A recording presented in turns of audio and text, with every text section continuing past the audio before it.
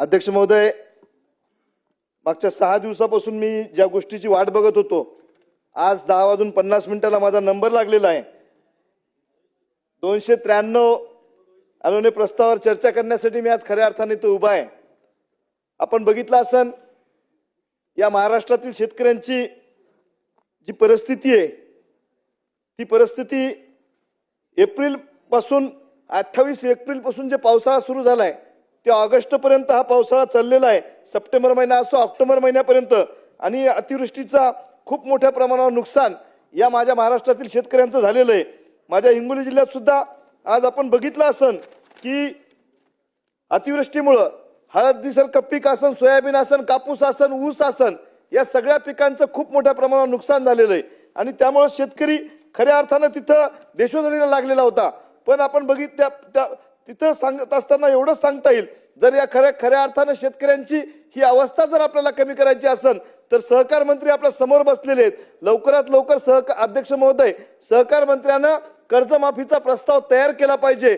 शेतकऱ्याला सरसकट कर्जमाफी जर दिली तर खऱ्या अर्थानं शेतकरी इथं उभा राहू शकतो। आज बघितलं असं आपण की मागच्या 10 वर्षाखाली सोयाबीनचा भाव सारखाच होता, कापसाचा भाव त्याच पद्धतीने होता, आणि आज 10 वर्षानंतर बाकी सगळ्या गोष्टीचे भाव वाढलेले असताना शेतकऱ्याच्या सोयाबीनचा भाव असू द्या, कापसाचा भाव असू द्या, ऊसाचा भाव असू द्या, हा सारखा ठेवण्यात आलेला आहे। जर आपण किमान आधारभूत किमतीने जरी बघितलं असेल तर त्यापेक्षा शेतकऱ्यांना जास्त भाव मिळायला पाहिजे होता, पण आज 10-12 वर्षानंतर सुद्धा शेतकऱ्याचा भाव हा सारखाच शेतीमालांचा असलेला आहे। आज आपण बघितलं असेल की पीक विम्याच्या बाबतीमध्ये तीच परिस्थिती आहे। माझ्यासारख्या कार्यकर्त्याला तिथं कोर्टामध्ये जावं लागलं, पण माझ्या हिंगोली जिल्ह्याचा पीक विमा अजूनही मिळालेला नाही। आणि या पीक विमा कंपनीची जी मनमानी चालू आहे त्याबद्दल सुद्धा आपण शासन स्तरावर तिथं काहीतरी वेगळे प्रयत्न केले पाहिजे। आज आपण बघितलं असेल की शेतकऱ्यांची कर्जमाफी ही सगळ्यात महत्त्वाचं बाब त्या माध्यमातून करता येईल। वन्य प्राण्यांच्या बाबतीमध्ये आज आता 10:30 वाजता सुद्धा मला शेतकऱ्यांचे फोन येत होते की आपल्या हिंगोली जिल्ह्यामध्ये आमच्या इथं वन्य प्राण्यांचं खूप मोठं माध्यमातून खूप मोठं नुकसान त्या शेतकऱ्यांचं होत असते। रोही असतील, हरणं असतील, तिथं रानडुकरं असतील, त्या सगळ्यांच्या याच्यातून आपल्या शेतकऱ्यांचं खूप मोठं नुकसान होत असतंय, आणि या शेतकऱ्यांना तिथं कंपाऊंड वॉलची अत्यंत आवश्यकता आहे। मी आपल्या मार्फत सरकारला विनंती करतोय की या शेतकऱ्यांना तिथं खऱ्या अर्थानं तिथं त्यांना कंपाऊंड वॉल तिथं शेतकऱ्याला दिलं पाहिजे। मागेल त्याला सोलार योजना ही आपण फक्त जाहीर केली, पण शेतकऱ्याला खऱ्या अर्थानं तिथं सोलार पंप भेटत नाहीत। जर सोलार पंप भेटले तर त्या कंपनीचे लोक त्याला बसवायला येत नाहीत, त्यांचं रिपेअरिंगला येत नाहीत, आणि आज शेतकरी मेटाकुटीला त्या माध्यमातून येत आहे। आज आपण तिथं हे सगळं करत असताना आपल्या स्थानिक स्वराज्य संस्थेच्या निवडणुका सुद्धा 2 दिवस कमी असताना वाढायचं तिथं वाढलेले आहेत, त्यामुळे सुद्धा तिथं खूप मोठा प्रश्न त्या माध्यमातून तयार झालेला आहे। आपल्या मराठवाड्याचा आणि विदर्भाचा जर खऱ्या अर्थानं विकास करायचा असेल तर वैधानिक विकास महामंडळ जर स्थापन केलं तर इथं समान विकास हा पश्चिम महाराष्ट्र असेल, मराठवाडा असेल आणि विदर्भ असेल की त्याच्या माध्यमातून लोकांना तिथले प्रश्न तिथं सोडवता येत असतील। आज ग्रामीण भागामध्ये सुद्धा अंमली पदार्थाचं सेवन खूप मोठ्या प्रमाणावर व्हायले। अध्यक्ष महोदय, आपल्या माध्यमातून मी एवढं सांगतोय की ग्रामीण भागातील किराणा दुकानावर सुद्धा आपल्याला टर्मिनल इंजेक्शन्स असतील, व्हाईटनर असतील, आणि तिथले ग्रामीण भागातील पिढ्या बर्बाद व्हायचं काम त्या माध्यमातून होत असते। शाळेतले विद्यार्थी सुद्धा आता नशा करतायत, गुटखा असो त्या बाबतीमध्ये त्यांना दारूचं व्यसन असेल हे खूप मोठ्या प्रमाणावर लागत आहे, आणि ते वेगवेगळ्या प्रकारच्या 32 प्रकारच्या नशा ह्या तिथं सहज लोकांना ते अंमली पदार्थ भेटत आहेत। त्यामुळे हे विद्यार्थ्यांचं जीवन हे तिथं नरकात ढकलल्यासारखं होत आहे। आज आपल्याला एवढंच सांगतोय की आमच्या जिल्ह्यात सुद्धा तिथं हिंगोली जिल्ह्यामध्ये बिबट्याचा वावर तिथं वाढत आहे, आणि त्या माध्यमातून शेतकऱ्याला खूप मोठं नुकसान तिथं भोगावं लागेल। त्यामुळे या बिबट्याचे सुद्धा आपल्याला सगळ्याला तिथं काहीतरी ठोस पाऊल त्या माध्यमातून उचलावं लागेल। माझ्या वसमत तालुक्यातील तिथं कृषी विभागाच्या बाबतीमध्ये सांगत असताना तालुका कार्यालय इमारत बांधकाम करायची आहे, आणि ती इमारत पहिली जीर्ण झालेली आहे। हाय पॉवर कमिटीकडे आपण प्रस्ताव तिथं दाखल केलेला आहे। लवकरात लवकर जर कृषी भवन झालं तर शेतकऱ्याचे प्रश्न त्या माध्यमातून सुटू शकतात। माझ्या जिल्ह्यामधील एक मुलगी जिचं नाव गंगा संभाजीराव कदम आहे, ती फुटाणा तालुका कळमनुरी हिंगोली. अध्यक्ष महोदय, अत्यंत महत्वाचा विषय. भारतीय दिव्यांग महिला क्रिकेट संघ उपकर्णधार म्हणून देशाचं नेतृत्व तिने केलेलं आहे.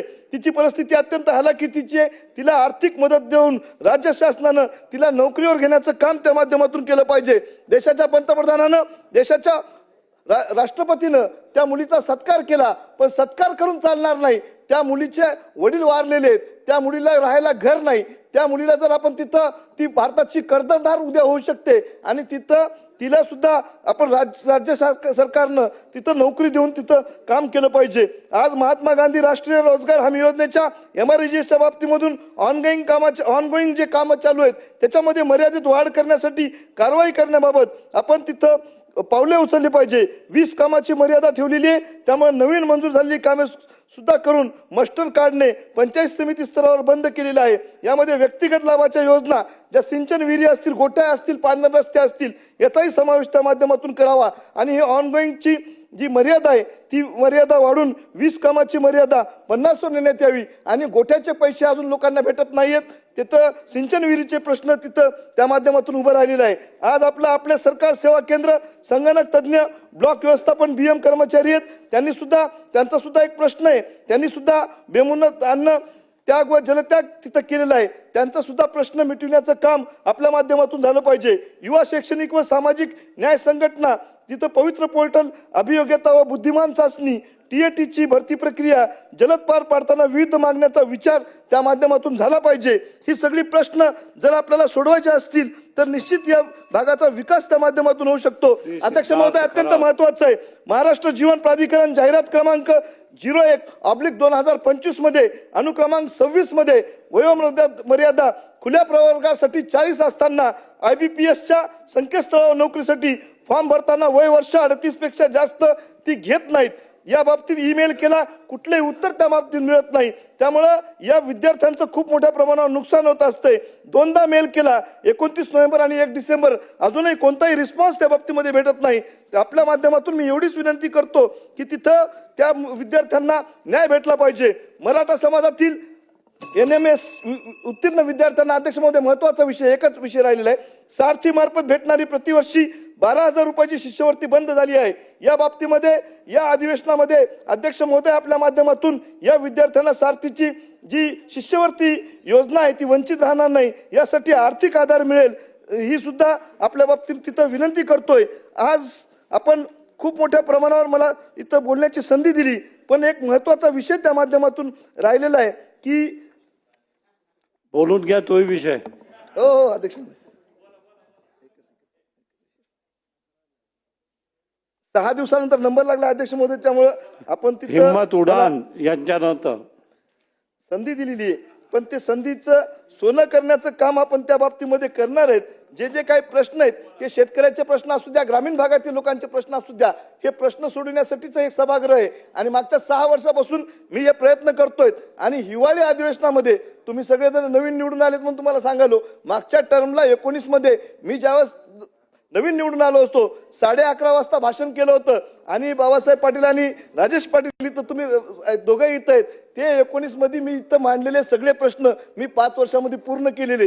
त्यामुळे या अधिवेशनाला खऱ्या अर्थानं महत्व आहे.